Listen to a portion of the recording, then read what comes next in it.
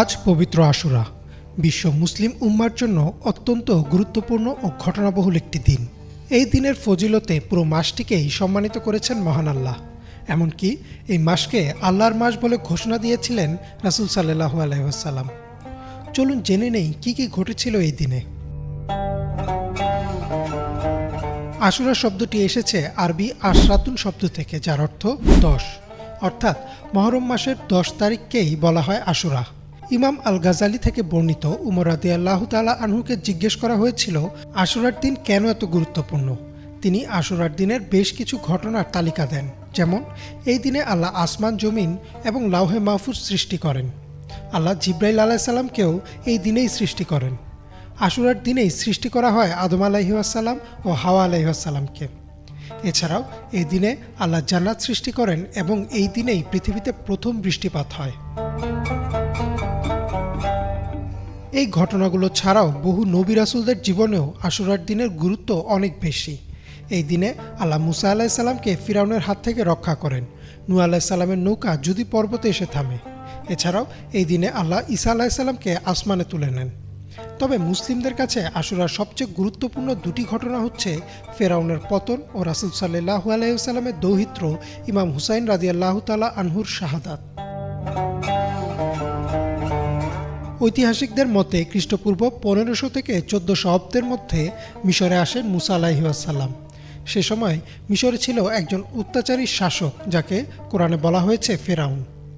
ফেরাউনকে বলা হয়েছে সর্বকালের সর্বনিকৃষ্ট মানুষ। সে বনী ইসরাঈলের উপর চালাতে থাকে ভয়ানক অত্যাচার। তাদের ঘরের সব ছেলে শিশুদের মেরে ফেলে শুধু মেয়েদের জীবিত রাখত ফিরআউন।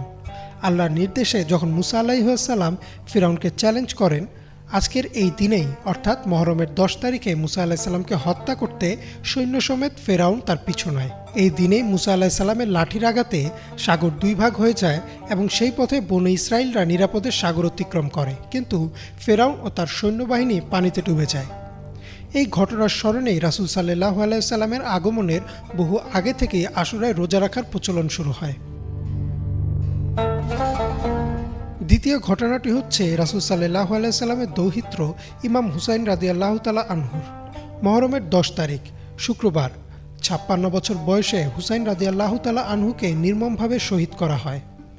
এ সময় তার সাথে তার পরিবারের 16 জন সদস্য এবং তার 72 জন অনুসারী ছিলেন। এজিদের সৈন্যরা কাউকেই জীবিত ছাড়েনি। হুসাইন রাদিয়াল্লাহু তাআলা আনহু সহ মোট 89 জন শহীদ হন এই দিনে। শুধু তাই না, হুসাইন রাদিয়াল্লাহু তাআলা আনহুর শিরচ্ছেদ করা হয় এবং তার খণ্ডিত মাথা নিয়ে উল্লাস করে শত্রুপক্ষ।